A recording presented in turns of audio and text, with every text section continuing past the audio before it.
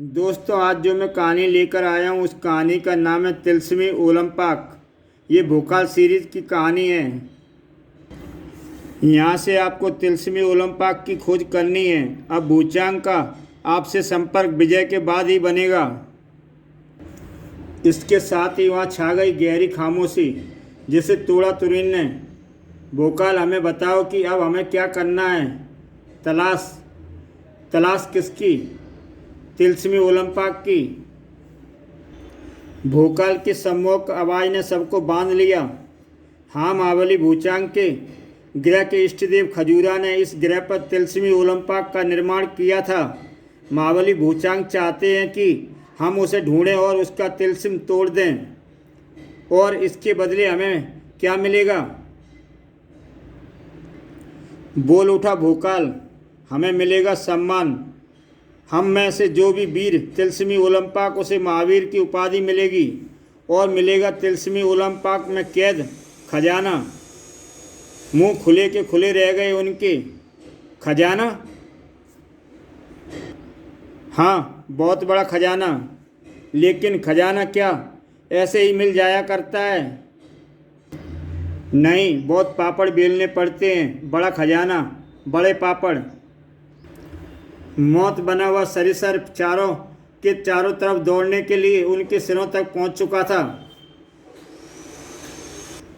चारों ऐसे उछलकर खड़े हुए जैसे उनके नीचे की धरती जल उठी हो। क्या भला है यह? हे भगवान, यह क्या? वाह! कपाला डर गई बेचारी।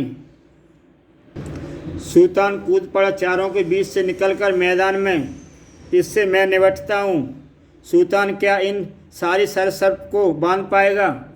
कुछ किया तो उस जादूगर ने। तभी वहाँ एक और सरीसर्प पैदा हो गया। सम्मोहन से तैयार एक नकली सरीसर्प। और असली सरीसर्प ऐसे सरीसर्प से लड़ रहा था जो कि वहाँ था ही नहीं। भाई वाह, देखो कैसे उछल रहा है। मज़ा आ गया। खूब बेवकूफ़ बनाया इस सुल्तान ने। किंतु तभी असली सरीसर्प की पूंछ ने कहर ढा दिया। सुल्तान की हड्डियां चीख चिल्ला उठी और उसका सम्मोहन टूट गया। सरीसर्प को जैसे होश आया। उफ! हाय, मार डाला रे।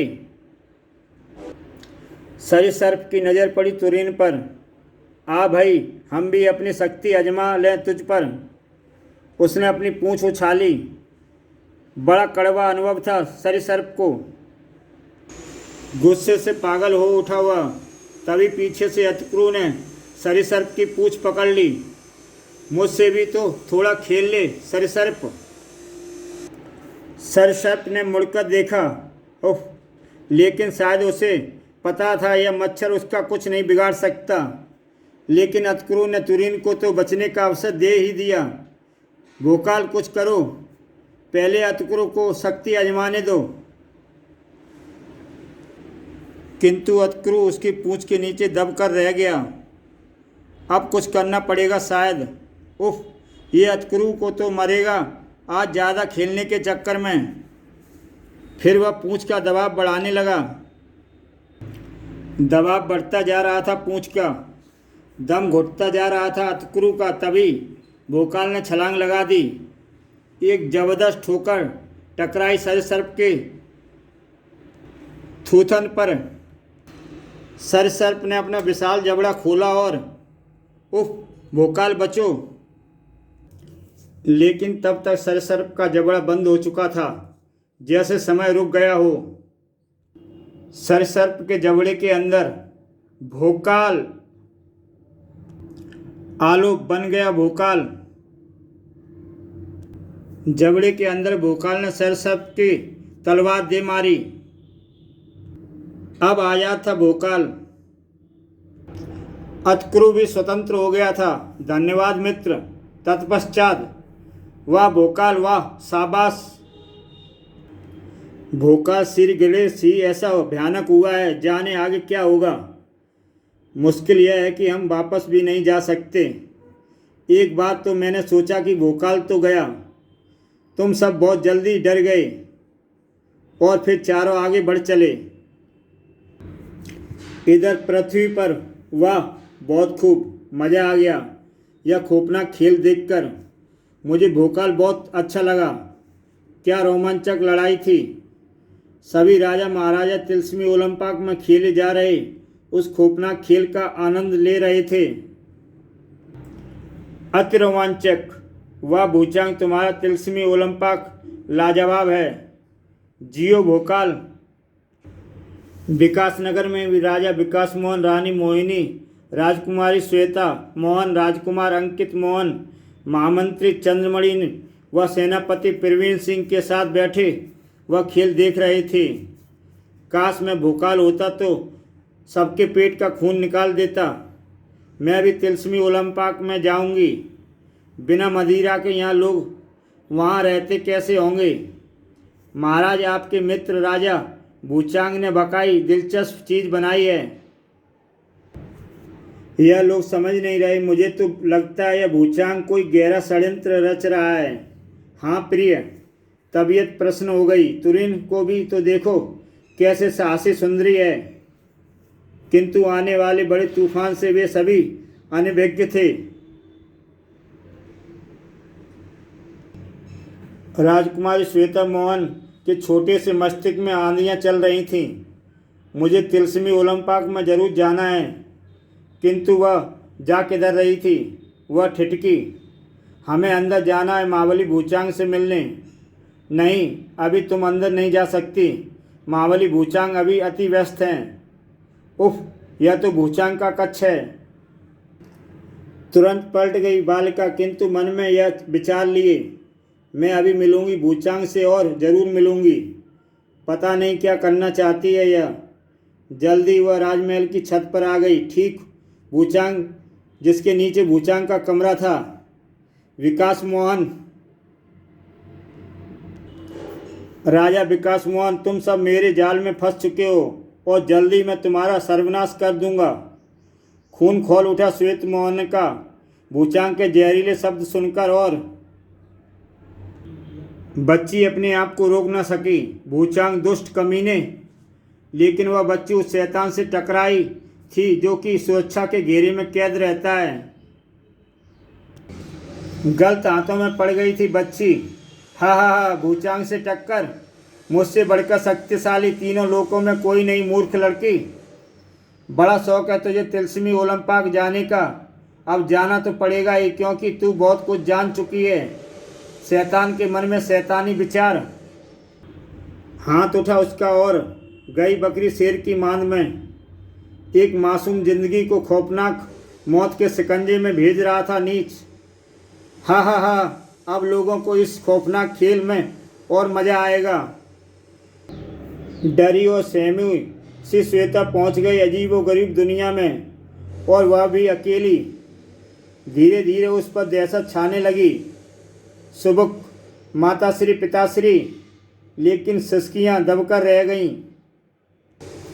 उस खौफनाक दिल दहला देने वाली आवाज़ में डर, भय, आतंक और दहशत।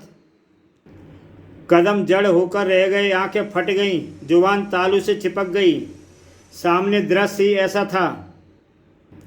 एक अजीबोगरीब चीज़ बच्ची की ओर बढ़ रही थी। कोई और भी था जिसने यह दृश्य देखा था। उल्टे पांव दौड़ ली वह। सिर्फ बिल्ली ही नहीं, मानव भी पृथ्वी पर यह दृश्य देखकर रोमांचित हो उठे थे। उफ, यह बच्ची यहाँ कौन है। यह बच्ची यहाँ कैसे पहुँच गई। हे ईश्वर, इसकी रक्षा कर। और विकासनगर, वहाँ तो चीख पुकार मच गई। मेरी बच्ची श्वेता, ढूंढो पूरे महल में श्वेता को। वहाँ कैसे पहुँच गई। मम्मी दीदी को बचाओ। अब मैं उससे कभी नहीं लड़ूंगा। उफ, यह भयानक जानवर, काश मैं इस समय वहाँ होता। भयानक जीव अब श्वेता के सिर पर आ धमका था। नहीं, मुझे मत मारो। तभी, हे मेरे ईश्वर, यह तो राजकुमारी श्वेत मोहन है। महाबली अति क्रूर ने उसे उठा लिया। शर्म नहीं आती, बच्ची पर हमला कर रहा था और उसे उछाल फेंका। वह पलटा, फिर उसकी ध्वनि तीव्र अति तीव्र होती चली गई। सभी असमझ में थे। क्या हो गया इसे? और क्या हो गया? टूट फूट गया, इसलिए मातम मना रहा है। साले की आंखें भी तो नहीं हैं जो सम्मोहित ही कर लेता। पृथ्वी पर विकासनगर में मुझे मेरी बेटी चाहिए महाराज, मुझे मेरी बहन चाहिए पिताश्री। धीरज रखो प्रिय, हम कोशिश कर रहे हैं। वैसे भी अब वह सही हाथों में पहुंच गई है, परंतु कब तक महाराज? अभी तो वह सभी संकट में हैं। और संकट वाकई अभी नहीं टला था। यह मेरी तरफ बढ़ रहा है। देखता हूँ यह क्या नुकसान पहुंचा सकता है। भयंकर जीव ने अपनी सूंड अतक्रू की टांगों से चिपका दी और अगले ही क्षण उसने एक जबरदस्त ठोकर भयंकर जीव के मुंह पर जड़ दी। ओह, यह तो साक्षात मौत है। इससे बचो, मेरी आधी शक्ति खींच ली इसने। अतक्रू ही जानता था कि उसकी जबरदस्त ठोकर खाकर भी कितनी मुश्किल से वह भयंकर जीव उसके शरीर से अलग हुआ था। सब एकदम सजग हो गए, वहाँ से भागने को तैयार। मुझे पकड़ लिया इसने तो मैं कैसे बचूंगा? हमें यहाँ से दूर हट जाना चाहिए, लेकिन भागेंगे कैसे? लेकिन भयंकर जीव की चीख सुनकर उसके माता पिता जो आ पहुंचे थे। कान को फोड़ देने वाला शोर था वह। अरे बाप रे, हम तो बच्चे से डर गए, भाग रहे थे अभी, और यहाँ पहुंच गए माँ बाप। अब क्या होगा? होगा क्या भोकाल चाचा? अभी इन्हें मार डालेंगे। माता पिता को देखकर बच्चा खुशी से उछल रहा था। तुरीन, संभालो इसे, बच्ची अब तुम्हारे सुपुर्द है। श्वेता को गोद में लेते ही, चल कपाला। कपाला ने अपना विशाल रूप धारण कर लिया। म्याऊं, किंतु यह क्यों नहीं समझते कि मेरा क्या होगा?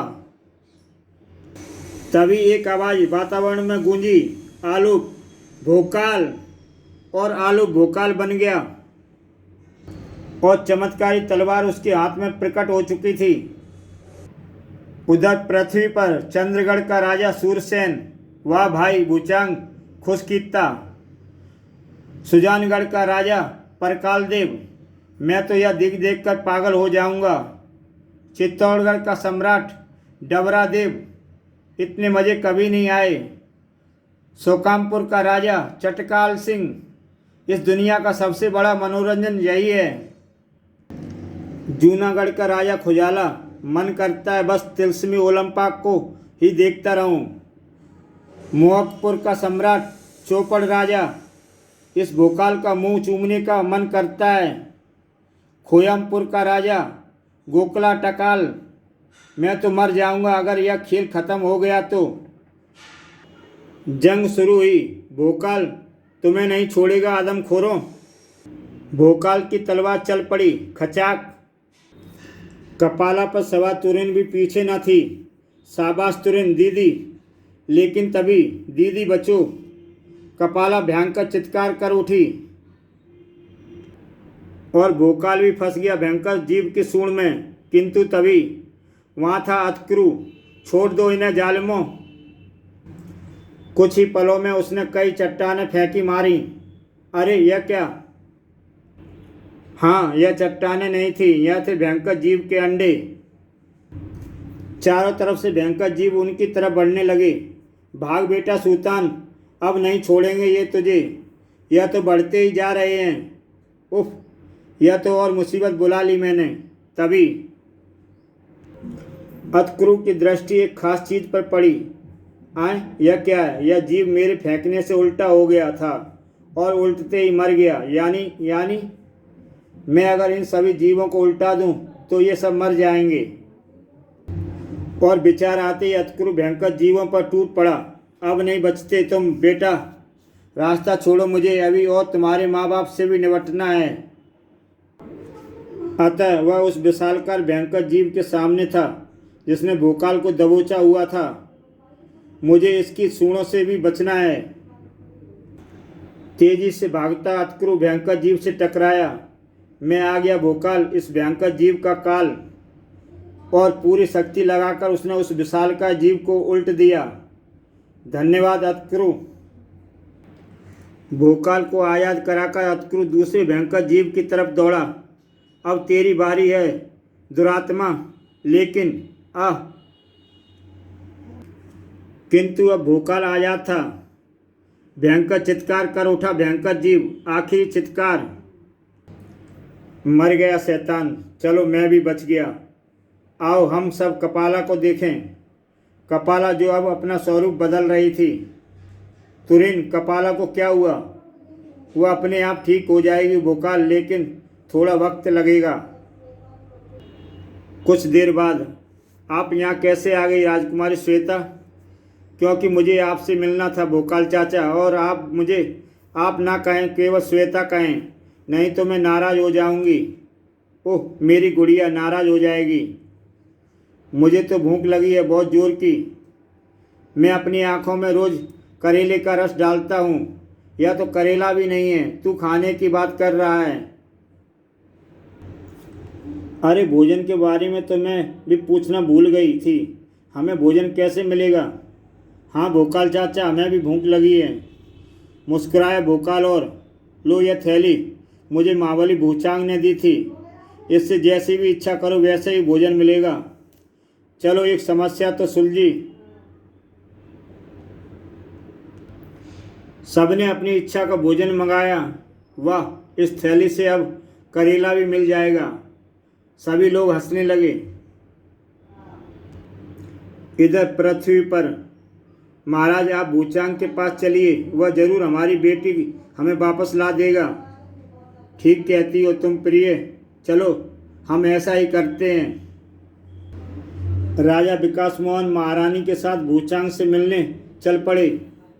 अगर मेरी बच्ची को कुछ हो गया महाराज, तो मैं भूचांग को लहू पी जाऊंगी। शांत प्रिय शांत, भूचांग श्वेता को वहाँ से जरूर वापस ले आएगा। उधर भूचांग, मैं सोच चुका हूँ तुम्हें क्या जवाब देना है। राजा विकास मोहन, मैं राजकुमारी को वापस ला सकता हूँ, लेकिन नहीं, क्योंकि तब खेल का मज़ा कम हो जाएगा। अगले ही पल राजा विकास मोहन और महारानी ने कक्ष में प्रवेश किया। भूचांग मित्र, भूचांग आओ मित्र विकास मोहन, भूचांग के कक्ष में स्वागत है। मित्र, हमारी पुत्री राजकुमारी श्वेता। हाँ मित्र, हम खुद तुम्हें यही बताने आने वाले थे। भूचांग ने चाल खेली। कैसी जबरदस्त चाल। वह मेरे पास आई और बोली, भूचांग चाचा हमें भी तिलस्मी ओलंपाक भेज दो। क्या कहती हो श्वेता बेटी? तुम्हें पता तो है कि वहाँ केवल दिग्गज वीर ही जाते हैं। नहीं मानी वह, और मेरी एक ना सुनी उसने। नहीं, हम भी वहाँ जाएंगे, जरूर जाएंगे, वरना क्या? उछल ही पड़ा मैं, वरना हम आत्महत्या कर लेंगे। यह खंजर अभी अपनी छाती में उतार लेंगे। नहीं, ऐसा ना करना। और मुझ जैसा बलवान उस बच्ची के सामने भीख मांग बैठा, उस बच्ची के प्राणों की भीख। सुनो बेटा, अपने माताश्री पिताश्री से तो आज्ञा ले लो। नहीं, आप अभी निर्णय लें, नहीं तो। हार गया मैं महाबली भूचांग, उस बच्ची से हार मान गया। ठीक है पुत्री, हम बेबस ना होते तो कदापि तुम्हें वहाँ ना भेजते, चाहे हमारी जान क्यों न चली जाती।